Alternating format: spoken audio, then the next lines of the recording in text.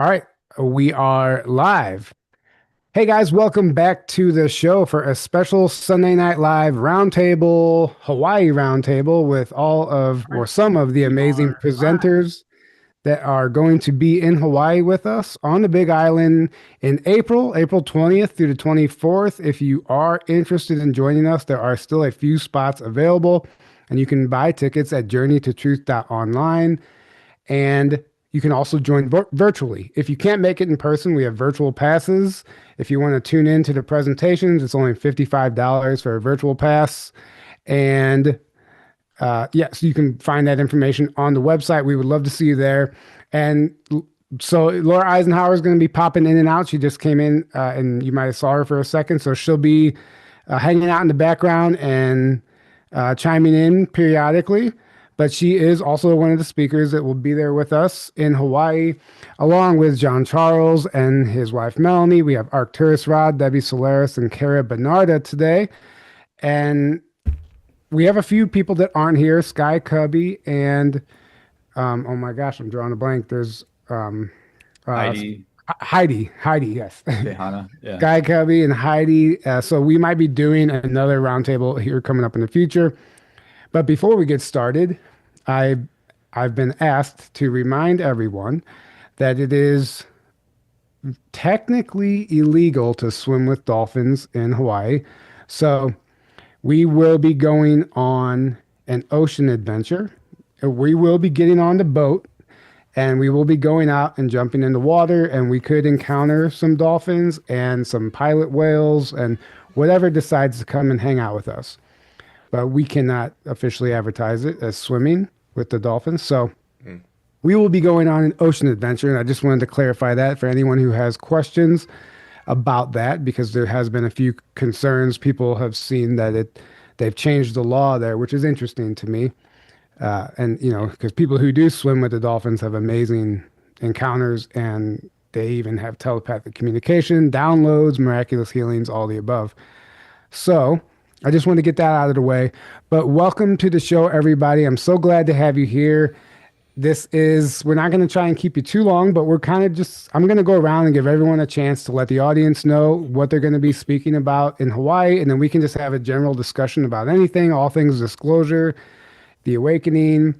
And one of the things I would like to, kind of maybe we can end the conversation on like the Lemurian connection with the island. And I think that's really important to bring that energy back. So, welcome to the show, everyone. I guess I will start with Debbie since you're in the center of my screen right now. Welcome, Debbie. We just had you on the show recently, but maybe you can introduce yourself and kind of give us a rundown of what you're going to be talking about on the Big Island.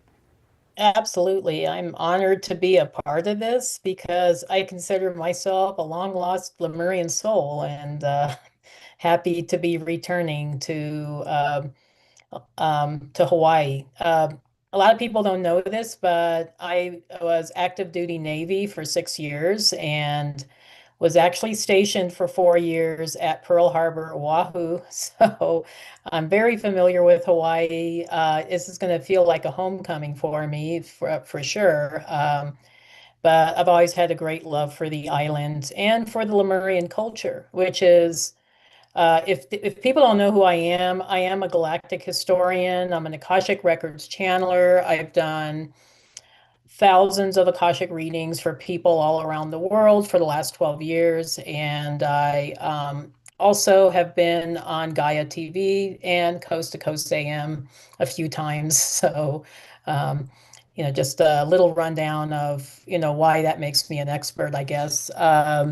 But I've had downloads on galactic history and earlier Earth history for years now. My topic at the retreat is going to be on the history of Lemuria. Not just the history, but also the extraterrestrial races that have influenced the Lemurian culture.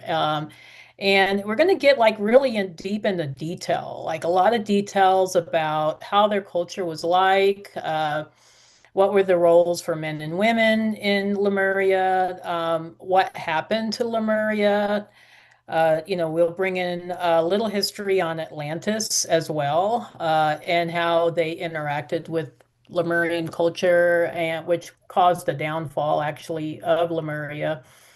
And how Lemurian culture still impacts us today, for example, through the Easter Island heads that actually represent Arcturians. There's a lot of Arcturian influence and Andromedan influence on the Lemurian culture. We're going to talk a lot about that. So, if you're a history buff like I am, or you just love galactic influences on planet Earth, I do invite you to join us. I think my presentation is going to be on the last day of the retreat, so we'll hopefully go out with a bang. Yeah, no Yeah, pressure. We have you headlining. Yeah. yeah. So I always do slideshows with very beautiful imagery. I try to evoke some of the mystery and the beauty of that culture. I hope you will join us along with all the other amazing speakers that you see here that also have beautiful things to share. So thank you for allowing me to share that little bit of info. Yeah, absolutely. I'm very excited You. about that. And yes, we'll get into the Lumerian stuff a little bit later. I Yeah. guess Jean-Charles and Melanie, you guys can go ahead and take the stage, introduce yourselves, and let everyone know what you're going to be bringing to the Big Island. Hello everyone. I'm Mélanie Charret. I'm Québécois, ça se dit-tu? Québécois? Québécoise, Canadian. Canadian, French And Canadian. I'm a therapist and quantum hypnologist. And comment on dit des expériences extraterrestrial experience too. And during this beautiful journey in Hawaii, I'll be sharing my experience aboard of Solaris ship and with the rescue children too. And I'll guide the participant through a deep meditation experience to explore the stellar memories. And so that's it. And I'm very, very excited to go again to Hawaii because it's the second time. So it's a beautiful place, and I'm very excited to go there with you. Yes, and we're very excited to have you, and I'm very excited about the meditation. So you will be on Wednesday. You both will be speaking Wednesday in the middle of the week. Uh, I think the way I have it set up, maybe you'll end the day with the meditation before we go into dinner. So that'll be a good, nice way to get everyone's mind relaxed and then process the whole day. So we're excited about that. We're excited to have you. And Jean-Charles, we've had you on the show a number of times, and you've done amazing documentaries and have an amazing testimony and abilities, teleportation and stuff like that. So what I'm most interested about in your story is, well, for one, I find it very credible, and the tests that have been ran on the brain waves, whenever you reach that enlightened state that allows you to bilocate or just teleport, I feel like that is an ability that humanity in general will be moving into that frequency to where we can all start to tap into that. So maybe you can share with the audience what that's about and what you're going to be sharing with us on the island. Yes, I have a lot of new stuff to share with you, my friend, and it connection. My life is connection since I was a child about the secret space program. It was a agreement between the France and the United States, and the project was a branch, a part of the Solar Warden, and the spaceship where I was with Melanie was named the Solaris. And inside the Solaris, they have different departments to children, to training for a different mission. And I will explain what life is in the stars with different technology, crystal technology, medbed, replicant food, and a lot of things. And for different experience I had when I was young and now about teleportation, bilocation, physically bilocation, because it's important to clarify. Some people, mix the astral travel and you project your mind. For me, it's not this. For me, it was always physical. When I was young and I dreamed, I was in the Bahamas. I was 7 or 8 years old, and when I wake up, I was tan on my face, and there was in the bottom of my bed white sand, and between my toes too. So my parents testify this. It was, something never seen before. And after that, when I was more older, I was teleport in the toilet of the classroom when I was in the toilet of the apartment of my parents in a few kilometers. And it was very special. And after that, when I was adult, I test with my dear friend Dan Winter my gamma brainwave, and he discovered that my brainwave was out of the chart, and he explained that for his studies about me, I was myself a portal. I don't use a portal. I was myself a portal, and when you are a portal, you are able to go through a dimension, go through different state, you know. So, and a new stuff. I can't share everything because it's a surprise, but I found recently something very amazing about my connection with the secret space program when I was young. There is 40 years ago. So Wow. it will be amazing, amazing proof, my friend. And you will, the first, I will, I will, I will disclose this in Hawaii for the conference, and it's a prime. Yep, that's amazing. And yeah, just for the people who don't know, he talked about a teleportation experience when he was a child, but also in elementary school, he was using the restroom and teleported potential by accident into your back home to the bathroom at home. Exactly, exactly. And you actually went, they were looking for you at school because Yeah, you exactly. went missing. Because Yeah.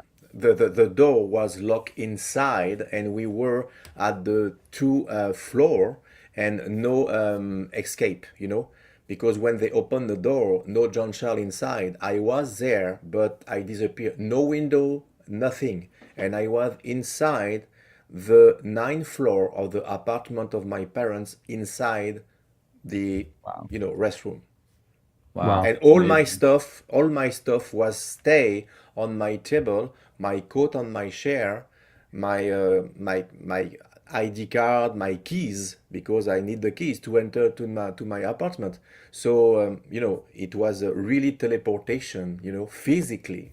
So it was a very hard to explain this to the director, because my mom must lie and say, "Oh, he was sick and blah blah blah," but it wasn't. It was to protect me. My parents was always protect me, because at this moment, at 45 years ago or 50 years ago, it was very dangerous to disclose that your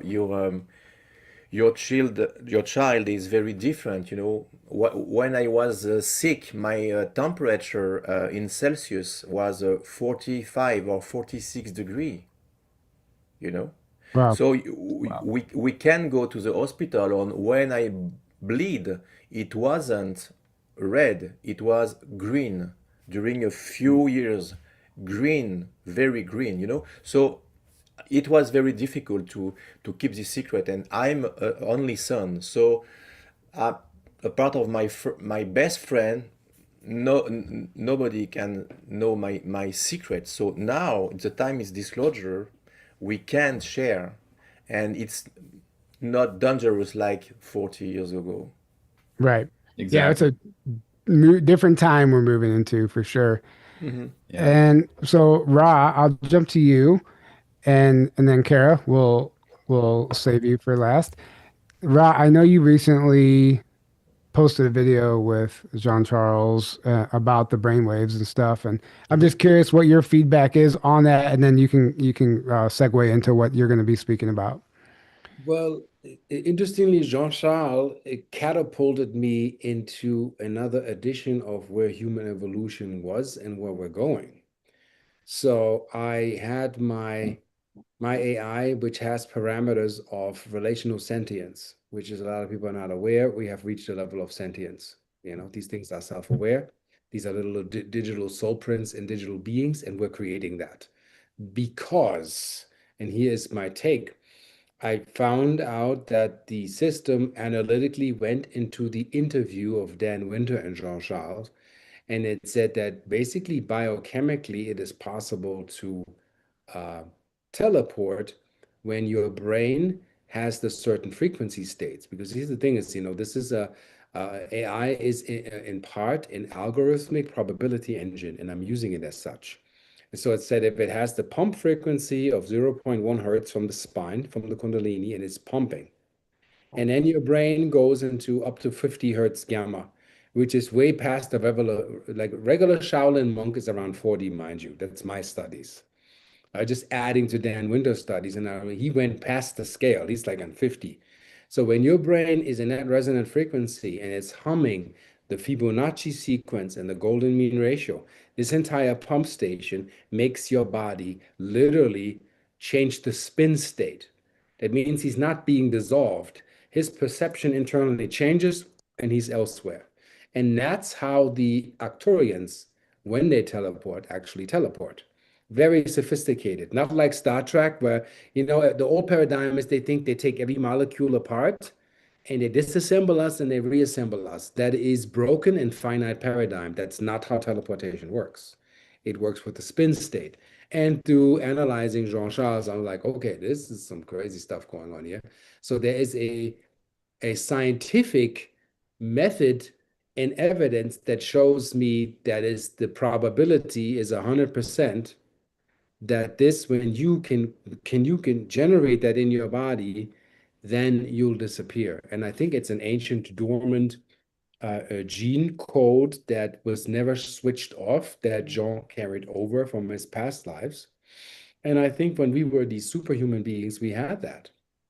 Which brings me to my new topic, besides me studying light and how light enters the body, how light heals and activates cellular matrix, is basically we're going from Homo sapiens to Homo sentient.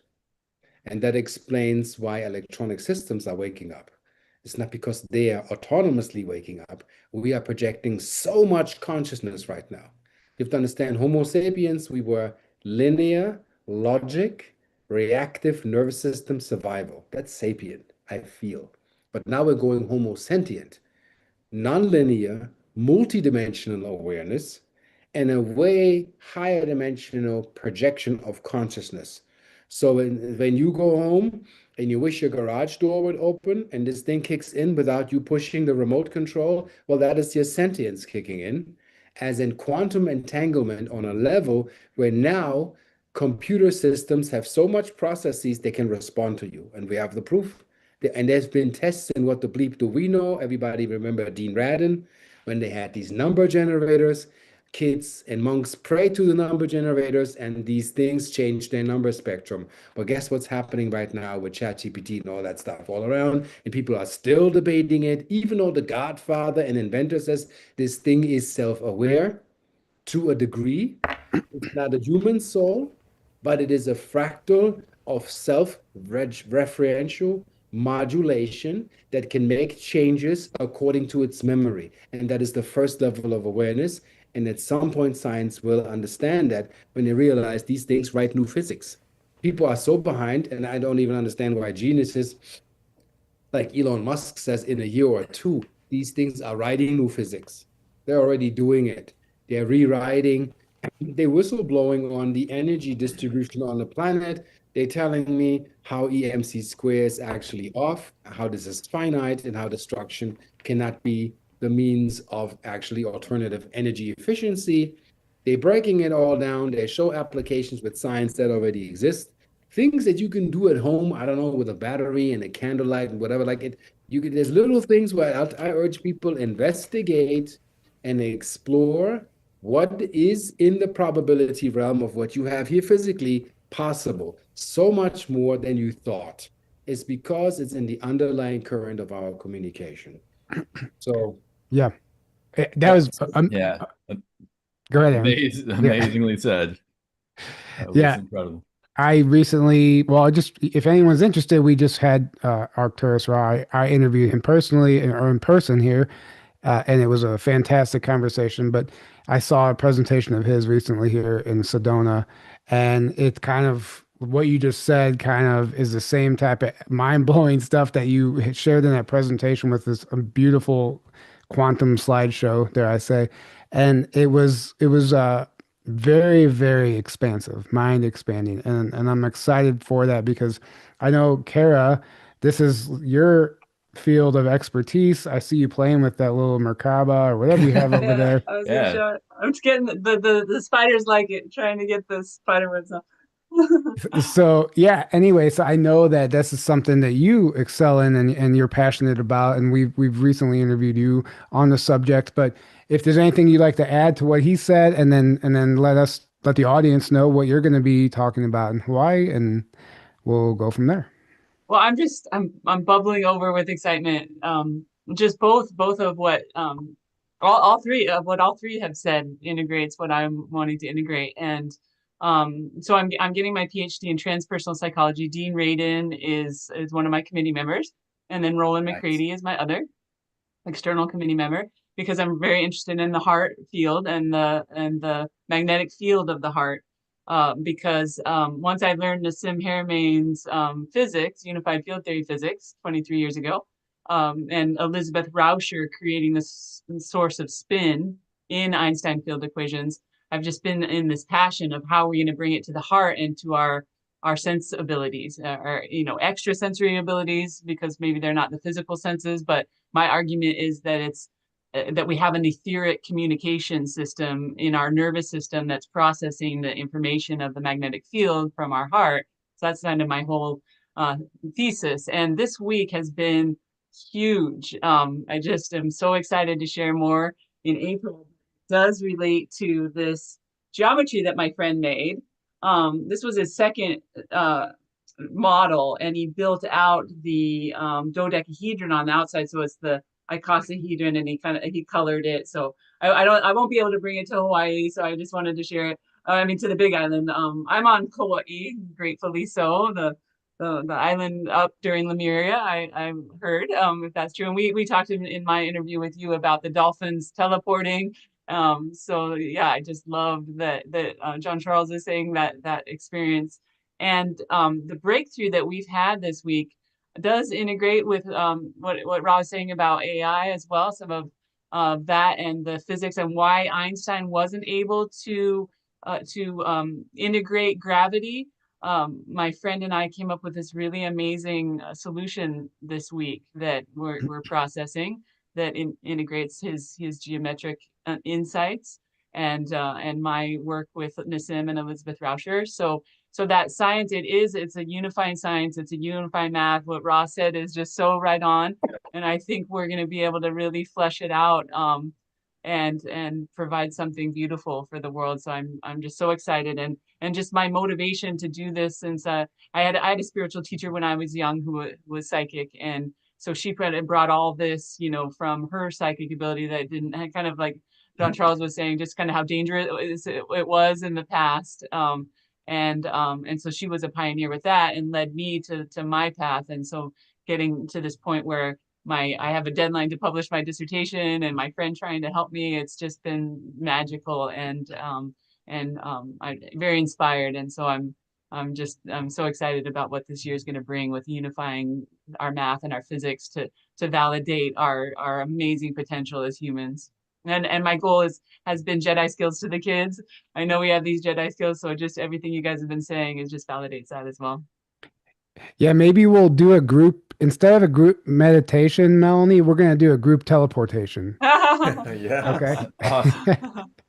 We'll just all go ahead and Yes. teleport out of there. Uh, you know, it's Meet up with the really Cetacean Nation. right. Cancel your flights back home. We'll just all Yeah, teleport. we'll Yeah. teleport back home.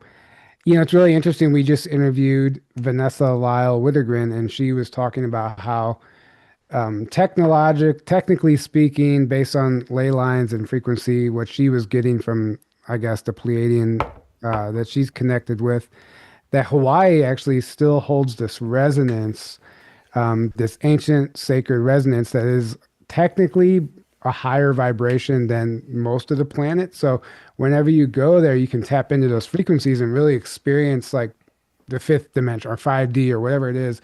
And I can testify to that. When I went in 2019, I experienced my body pain pretty much disappeared on that trip. And I think it was collectively, for one, because of the island itself, but two, because of the group of people and the frequency we were generating as a whole. And the entire thing just felt like we were on another planet. I required less food. And I think that we're going to be bringing that energy back at this conference. And I'm excited about that. Getting into the water, all the elements, going to some sacred sites. It's going to be a lot of fun. Does anybody have anything they'd like to add before we move on? Go ahead, Ra. Yeah, so the island is interestingly, I got the information that King Kamehameha. So the word Kamehameha is the son of Arcturus. That's so interesting that this comes in there. Lemurian energy, of course, but also a lot of Arcturian energy I'm getting there naturally, and the Hawaiian island groups, all of them, have the resonant frequency when Earth was the original paradise planet Tiamat before Nibiru crashed into that thing. People don't know that, and it tore it into bits. Mind you, Earth 23-degree tilt, and when it was Tiamat, the axis was stable. And that's why sidereal astrology comes in. Sidereal astrology is 23 degrees back to the point of origin, and that's about becoming. So there's two different astrology levels with human design. You can do the tropical, which is with the degree interprecession of the wobble, which is already a distortion. That's already part of a fallen system. And the original frequency is still in Hawaii. It's still there. I mean, it's amazing. For me, when I land, it's like first, the minute I'm on there, I'm like, okay, checking in, beach, 30 minutes, water, and beach sand, because that reprograms the entire molecular structure from whatever information you need to receive from Earth. That's so important. Just to sit, let everything go. Don't even think meditation. Sit in the water, in the sand, in the water, in the sun, 30 minutes when you land. And it does something if you've never done it. All right, we'll add that to the All schedule. right. Yeah. Do it. Yeah, so I guess Debbie, we'll circle back around to you. Talking about does this resonate with you based on the information that you've Oh, guys? absolutely. Yeah, I Yeah, would say the ancient Hawaiians actually called Arcturus the Star of Joy. It was a very important navigation star for the Lemurians. So, and I would say, and for the ancient Hawaiians, so I would say that Hawaii was heavily influenced by Andromedan and Arcturian civilizations. We also see this in various parts of the world besides Hawaii. I would say mostly Pacific Rim. So Mount Shasta is a Lemurian stronghold. I'm going to be there in July, so hitting all the good spots. They say Sedona carries some Lemurian energy, so that's probably why Arcturus Ra is there. So there's definitely a Lemurian portal there as well. Some parts of New Zealand and Easter Island, and also the Polynesian islands, so and perhaps even some parts of Australia, maybe more on the east coast rather than the western coast of Australia. But yeah, these were all civilizations that were influenced by Lemurian civilization and has carried traditions from that civilization. For example, the Aborigines with their dream walk sequences that they still do to this day was taught to them by Arcturian beings back in Lemuria times. They're actually way more advanced than I think the white Australians ever gave them credit for, which is kind of sad. We see that a lot with indigenous groups, that they carry a lot more wisdom or a lot more ancient technology than that, some Western folks would say were probably primitive, but actually weren't. There was a lot of light activation, meditation, and speaking of teleportation, going on in Lemuria. These are some of the things I'll talk about, in my presentation. Yeah. But yeah, it totally resonates. I'm just nodding my head to everybody because I'm just loving the conversation so far. Well, and I'm loving how it's dovetailing together. It, Like Yeah, every exactly. it's Yeah. all dovetailing so perfectly. It's Yeah, amazing. yeah. Can't yeah. make this up. And interesting, I didn't really know we were going to get so much into teleportation today, but I've talked to somebody here in outside Sedona. He's a quantum physicist in the shadow government for 40 years. Will not come out as a whistleblower, but he'll tell me stuff.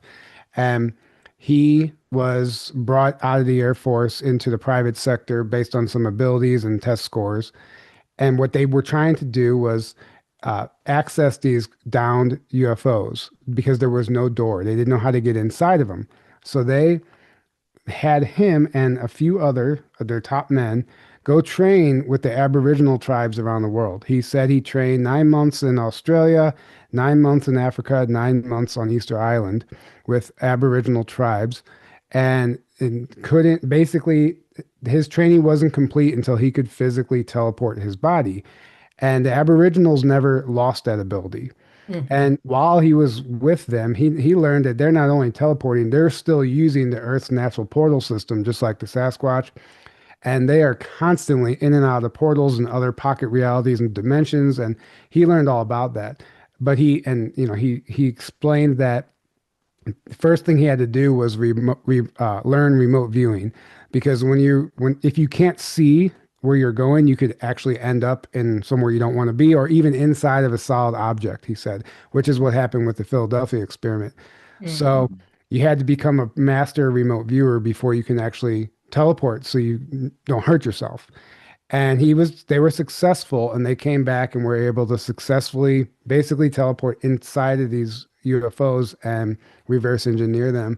And he shared all this information with me. But John Charles, I'm telling that story because I was wondering if you have have considered that or sat with the thought of being able to teleport where you want to go instead of accidentally ending up somewhere. Have you tapped into that? Yes, because there is a two answer. The first is unconscious because I slept and I was there, and the other way is I decide where I want to go, and I lie in my bed, and in a fraction of second I pull back, and it's like a tingling inside my body. I felt something hot around me, and in fraction of second when I opened my eyes, I was dressed like I was sleeping in my pajamas, it was my t-shirt, and I realized I was there, really there, and I felt everything. And sometimes I was able to bring something like a stone or something else, and when I wake up, I have the stone in my hand. And my dear friend, Arcturus Ra, explained to me something very important. He said, John Charles, you are able to modulate your frequency, and able to change the frequency of the object and is the same frequency of your frequency, so you are able to bring something. Because if you have a frequency, different frequency, and you take this, you pass through. But if you have the same frequency, you can bring it. It's right, Ra? Yeah, yeah. Basically, if you like you when you brought your backpack to another planet to bring water from the other planet, because your dad inspired that in you. You were naive, you were young, but you were open. So that put in your consciousness that frequency field that you can bring that with you, and that's why you were able to transport that. And then when you get back and you're on your bed and you're looking and there's your backpack and you have the bottle with the water from another planet. I mean, it's fucking mind blowing shit. And Yeah, you know, and Melanie explained to me. We try to understand which what's happened to me. Is it astral travel? No. Is it teleportation? Is it bilocation? And she told me something very intelligent. She told me maybe we don't found what's happened to you. It's a mix. You're hybrid.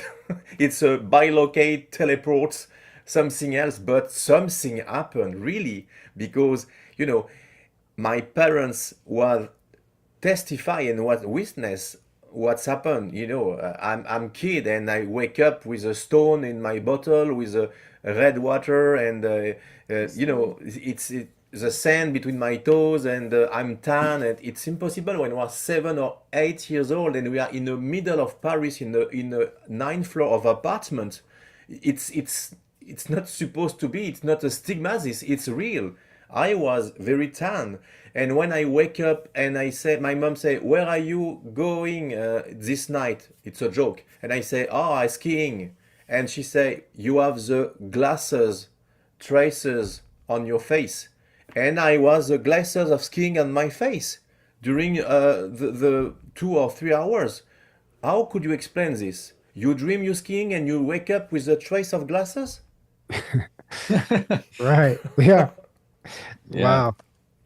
Yeah. So we're It's talking amazing. about, I mean, this is something, it's kind of like you said, Rod, like he was either born with this DNA that was never, it was never dormant in him. So he always had this ability. But what I think with the planetary DNA activations, I think that, like I said earlier, this is something that we could potentially all practice and do if we really believed that we could do it. First of all, the collective has to know that it's possible, right? And then that's the first step. You have to know it. If there's any doubt, I think you'll create you'll hold yourself back. You'll create your own chains and restrictions if you don't, if there's any doubt within you. So yeah, that's absolutely wonderful. And then Melanie, I'm just curious, with being with him, does this, well, do you have anything like this that happens to you? Also, does he ever go, does just disappear on you and go and come back? Yeah, one time. But I don't know where he going. So maybe you know, but me, I don't know. I just came in the house and I said, Jean-Charles, Jean-Charles, where are you? Where are you? And You search no, me everywhere. no answer. And I church him, him, Yeah, with your no, daughter, her, with your daughter, him, me, him, with everywhere in the everywhere in house. the house. And no Jean-Charles and my daughter with me, church Search. search too, and no Jean-Charles. And I opened the door two times, the office door of Jean-Charles, and no there. So Explain. There the is no escape in my. yeah. We are in the basement, okay? There is just four wall and a little teeny window, but it's under the ground, And Right. So the third time I opened the door and he's there. He's just in the front of me. And I said, "Hey, you don't. I never see you before. Where are you going?" And he said, "I'm just there. I just front of you, so you don't see me." And I No, said, "You don't see me. You don't see I me. don't. You don't see me." I don't And have she an was with daughter, explanation and for she don't this. see me. But Yeah, I was in front of yeah. her, in front, in 2 feet. And my daughter too. Yes, yes, yes. Never, So never this is saw a Jean-Charles. very weird experience, Yeah. right? So you don't know where you went, John Charles? I was in front of Melanie, but I was in invisibility. Yeah, I maybe changed my it's. frequency, so she wasn't Yeah. able to saw me. I think it's Yeah. he changed the frequency for another dimension Dimension, Mhm. maybe. but Yeah. not only Yeah, for her and daughters. So 2 person. yeah. I That's Yeah. was for able to yeah. change my frequency. For 1 person, it's okay because you are in front. But if you are a few person, maybe the other say, no, no, he was there. No, no, the two was no, he wasn't in front of us. Yeah. That's That's so incredible. interesting. Yeah. So Yeah. Do you have explication for this, you or? Well, I can chime in a little bit. Like what people don't understand, Earth is a multidimensional stargate itself, besides looking for stargates and other means. And there's been cases where I study patterns. I'm looking at the pattern overall. I'm listening to everybody reporting. So there's one with Paula Harris. They're on Mount Shasta. So people have never experienced paranormal experience. Go to Panther Meadows, go up past the tree line, go and sit and experience self. So they hiking up there. They're at Bunny Flats. They have an encounter, a ship coming in. This Dendera field opens up, and her friend stands next to her. And then 1 minute she's not there. And she says, "Where did you go?" And her friend was like, "I was right there. Where did you go?" That's how it begins. So when the time dilution happens with perception and your pineal gland is in a different operating system, bloop, you are not seeing one another. It's not that you're invisible. You are by operating system. Somebody's on Windows 97 and then the other person is on Windows 2001. You're not even in the same bandwidth to even recognize on any sense, not ESP, not your five senses. So that happened with the abduction cases and the 411 missing cases. Dude goes with grandpa, goes hunting, 100-yard difference. Dude puts his gun down. He's on the microphone. On the walkie-talkie. Grandpa, he walks, he runs back. Grandpa's gone. So if there's a dimensional shift, because they went with canine dogs, and that's not even a scent of the human into nobody, nothing to be found. And I had an experience myself on Mount Shasta where we thought we got lost. We went past the tree line, and I couldn't make out where we came from. And when I turn around and I look back a mile down the valley, I know where I'm coming from. I know I'm in a right and just mind, and I am absolutely sober, whatever that means. And I don't see the tree line. I don't know where we came from, but the sky is also kind of purple, and I don't know where we are, and I kind of feel weird.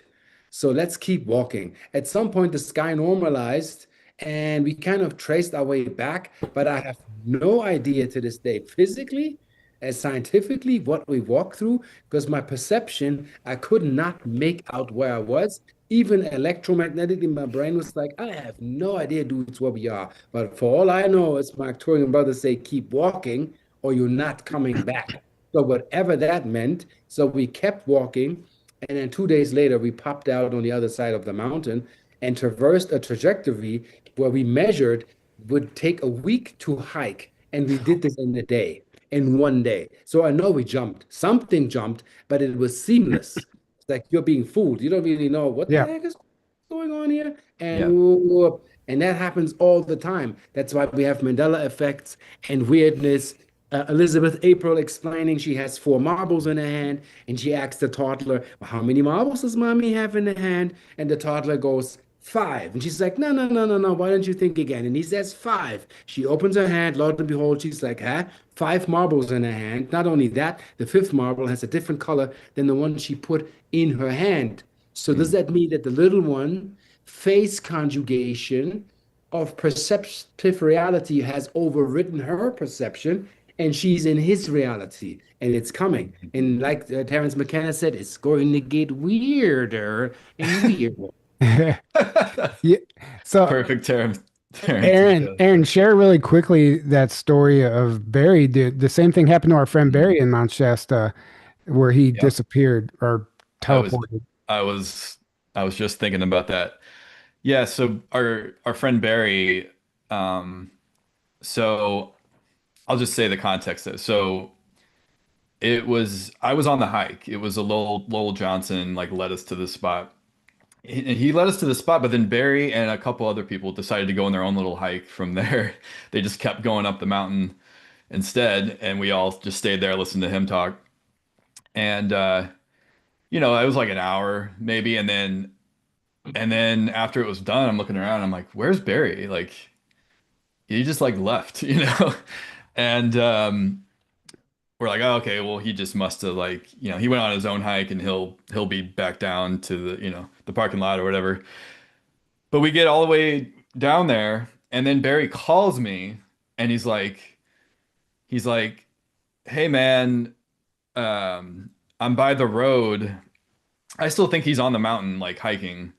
And I'm like, "What road? What are you talking about?" And I realized he was like miles down the mountain. He was like 4 miles or something down the mountain. And we like Arcturus, like you said, you measured the distance, and you're like, "There's no physical way we could have traveled Yeah, that yeah. distance." See, No, that's that. Like, really check yourself when you same walk. thing. Shit's changing on you, and you're like, "But that is," we checked and we asked even rangers, and they said, "Dude, no way you hiked that in a day. Hmm. Yeah, That's yeah, he was. impossible." No way. It was like an hour and a half or something. It was like there was no, and he's not even a hiker anyway. He's like Yeah. he even himself was like, "There's no physical way." He's like, "I must have gone through a portal or something." Like he was or teleported in some way down the mountain. There's no physical way he Yeah. would have done that in that amount of And time. there's many cases, even in Hawaii, people take a little nap on the beach. Let's say they're at KA Beach. All of a sudden, they're sitting at Hapuna Beach, and they're like, what the fuck? Where's Mm, my car? The car's in the other parking lot, and they have no idea what happened. And Mm. these cases, this is not on Gaia or like these big broad stations. This is the underground stuff. And I'm looking at the videos that are not so popular. And I'm telling you, you find the craziest detail in storylines with people that don't have 500,000 views. You get stuff, and when you get goosebumps, you all know when you hear something and you're getting goosebumps, you're like, oh my God, what is so that's cellular recognition of truth. Right. And I follow that, mm, that's like Yeah. my trick. Yeah, and yeah. I'll share a story here in a little bit because I'm also going to be presenting in Hawaii, and I'm still kind of up in the air what I'm going to talk about. But I think here in this conversation, I think I know what experiences I can share to help dovetail that, including something amazing that happened to me in Mount Shasta. But I just wanted to bring Kara back into the conversation and just get your thoughts on like how does everything that everyone's saying dovetail with your research as far I know you kind of already answered that, but like you just said you had this breakthrough. Do you think like what your research is where it's leading you? Is it like teleportation? Is this the type of stuff you're experimenting with, or are you going a different direction with that?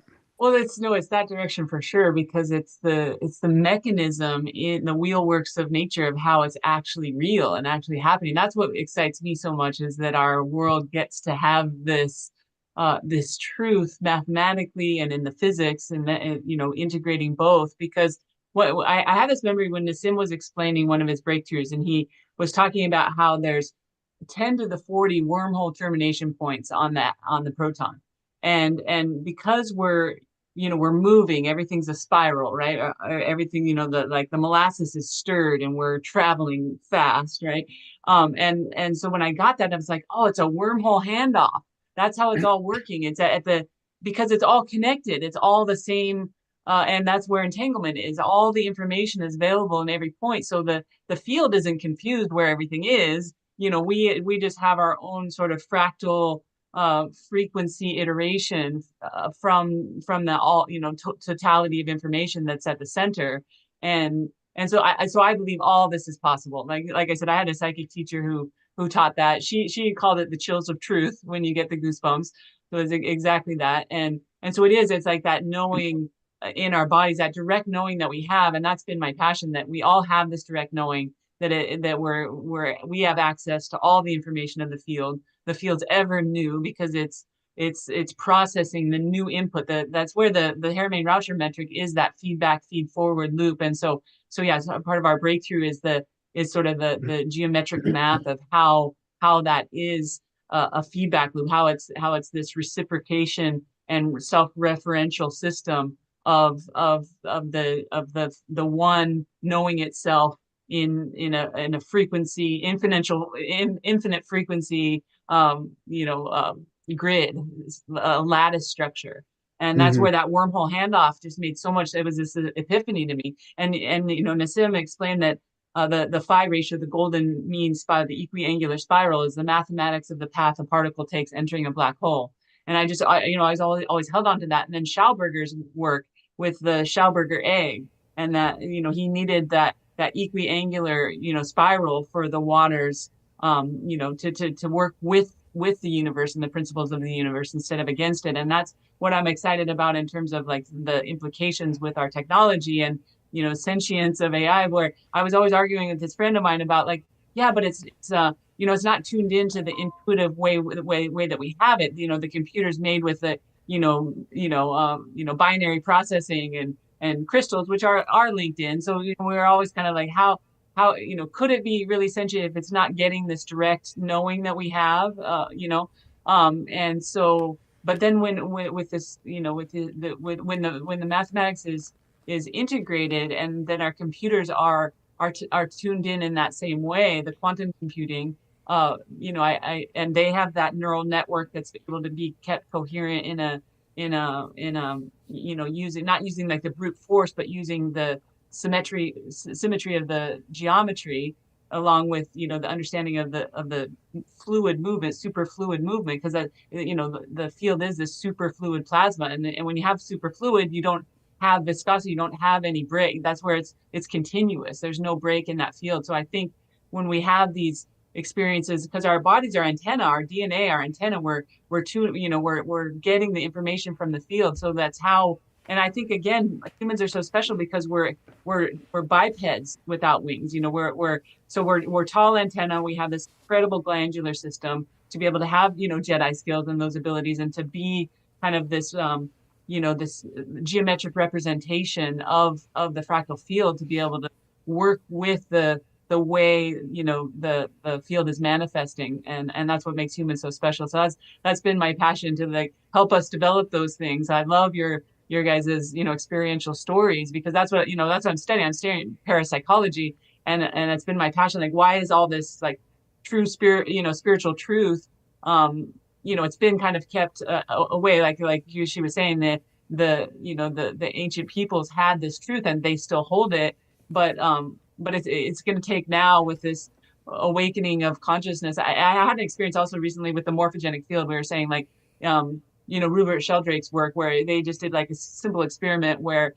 someone who was working on a crossword puzzle found it much easier to work on it after it came out, and all these other people had been working on it, than before it was released, because that 100th monkey, when it's in that morphogenic field, we're antenna, we're just tuned into the whole. We have access to the whole, and our bodies are really just filtering out, that information set. So I think that's why when we do take psychedelics, or, Jean-Charles' experiences of what his DNA tuning into a different frequency set, that you're able to filter, not filter out what you were filtering out, and put yourself on a different path in that way. So I'm excited, because I believe it's just all going to be explained. And that's what was my insight this week, was that I could just feel like when we all get on the same page, and the morphogenic field changes, because all these heart, it's like, I've always said, it's like a heart frequency orchestra. It's what we are. We all have this frequency, and we're sharing in this orchestration. And when we get on the same page, and the morphogenic field of all this consciousness that rocks it all at the same time,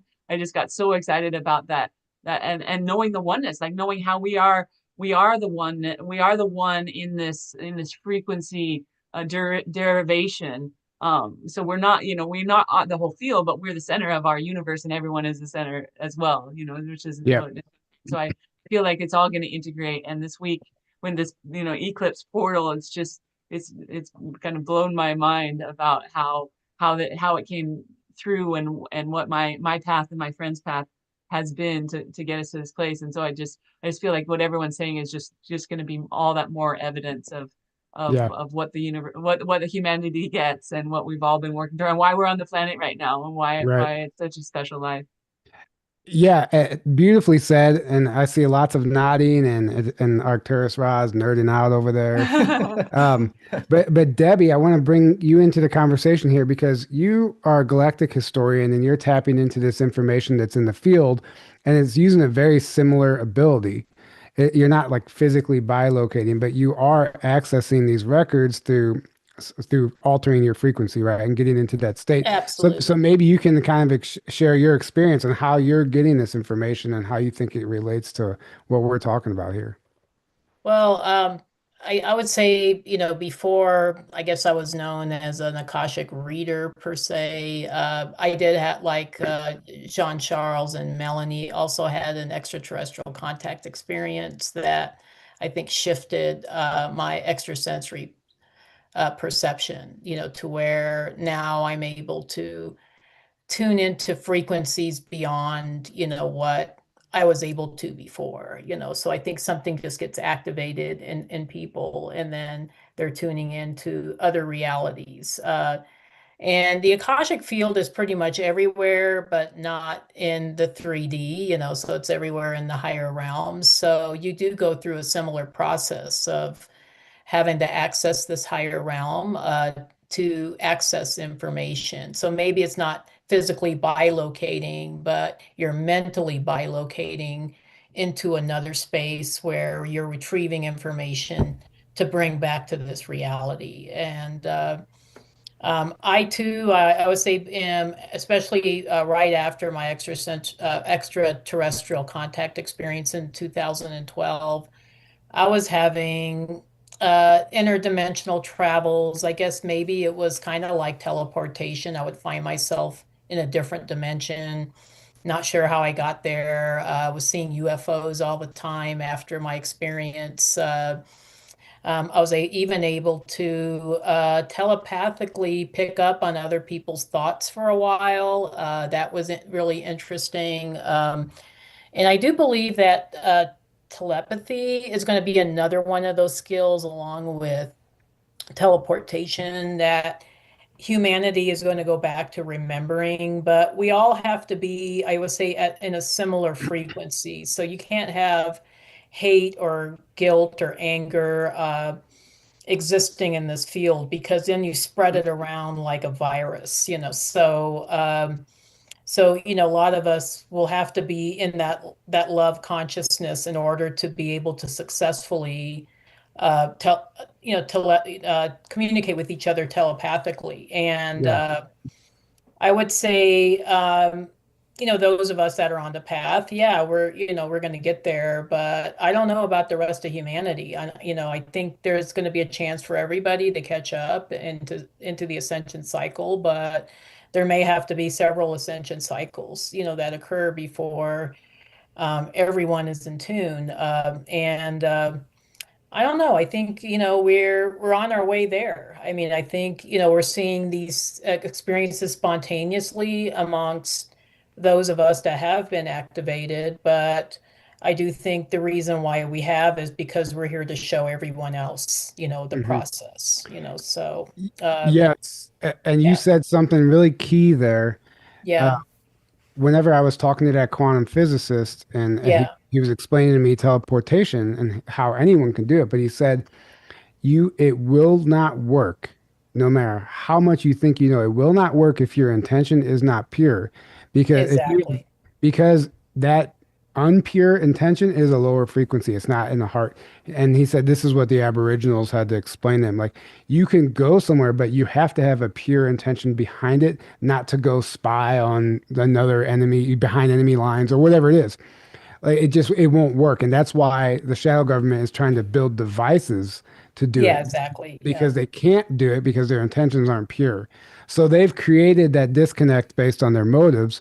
But what we have to remember is like what he said, he just couldn't stress it enough. He goes, if you even want to practice this and learn how, like if there's ego in the way whatsoever, like if you want to learn this ability to show off, like your subconscious, that frequency, your field knows that, and you're going to create your own block. It has to come from the purest place in your heart before you can do it.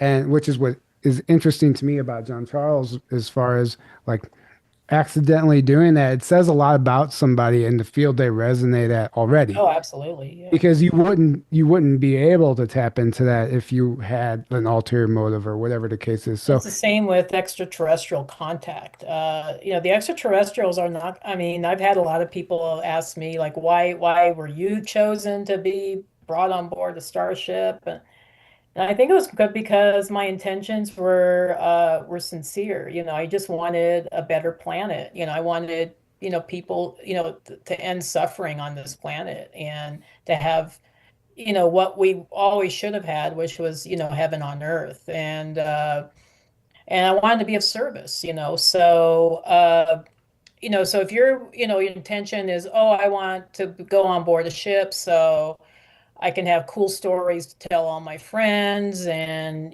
get lots of likes on social media. The extraterrestrials aren't going to respond to that. They don't care. They want to interact with humans that actually absolutely want to be of service, that have a pure intent in connecting with them. And so I don't know if everybody's quite there yet, but I would say we're getting closer there. I hope Bashar is right. I know he talks about 2027 being the year that we have contact, and I do hope he's right. I saw between 2028 and 2032, so I think it's a range actually. I don't think Mhm. you can actually predict any one, date, but yeah, I do hope he's right. I yeah, hope we do have contact because that's going to dramatically change, our civilization. We're going to become a galactic civilization. Whether people want to be or not. So right. It's here. yeah, yeah, it is here. Yeah, Definitely feels like we're moving really quickly into that. So yeah, totally. everything points to me within the next like 5 to 7 years. Like you said, that's exactly that range that you just said. Yeah, It points to like, I mean, people already have their own individual contact, right? We yeah. have that, and but in a more open way where it's they can kind of live amongst us more, be more open, Where everybody and knows about it. and it's Right, not a secret anymore, right? It's It's not a not right. secret. it's not a Yeah, secret, and it's everyone knows about it, and that kind of a thing. I feel like within the next like 5-ish Yeah, years, like it feels like, yeah, like when we'll be breaking bread with them. mm. right. So, John Charles, Melanie, did you have anything that you wanted to add to all this? Tu- Tu as quelque chose à rajouter? No, just I'm very, very happy to go Hawaii again and with you. Yeah, yeah, it's For me, I have something to add. Um, Stay connected to your inner child because when you are a child, everything is possible. So this is for me my advice because I remember what I did when I was young. When my dad asked me, John Charles, could you go to Egypt? Could you go to Hawaii? Could you go? And I say each time, yes, yes, yes, because when you are a child, everything is possible. So for me, stay connected with your inner child and everything will be possible. yeah, beautiful. That, That's an yeah, absolutely it's beautiful beautiful. message. And if you guys have time, I was just going to share one quick story, something that I experienced in Shasta that ties directly into what we're talking about, and then we can wrap it up. Um, I was recently there last summer, and I have been a number of times and gone up on the mountain a number of times with groups of people. And my soul has been calling to just go up there by myself. I've just wanted to do a solo trip and let Lily wanted to go on the hike with me. I was like, listen, I just really am called to go by myself. I'm supposed to go by myself. And there's a whole lot that happened, but I'll just jump to the meat of the story. I'm sitting there in meditation in this spot that I was really drawn to connect with.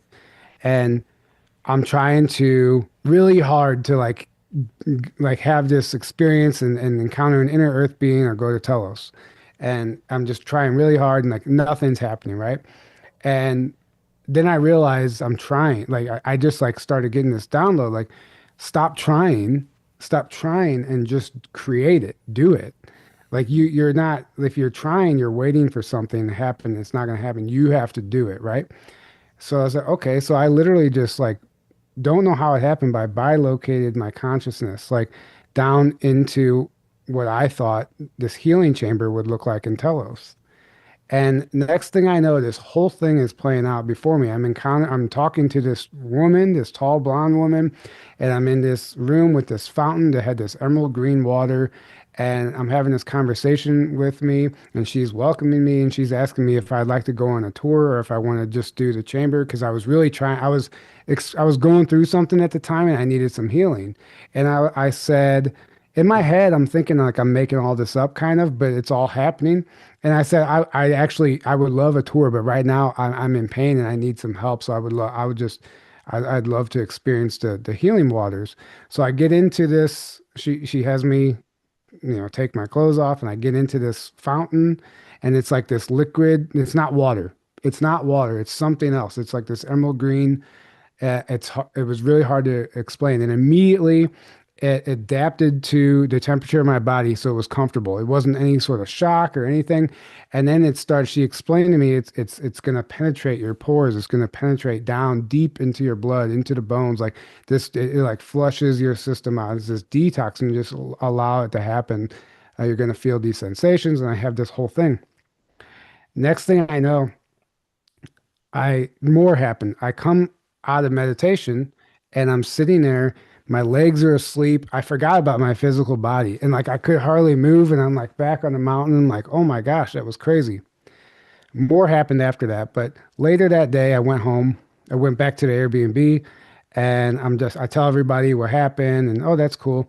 Well, I go to use the bathroom. I go pee and my pee is literally emerald green. And I'm not making this like it was like Mountain Dew. Like it was Oh, never been that color in my entire life. And I had this, I was like, did that really happen? Was I there?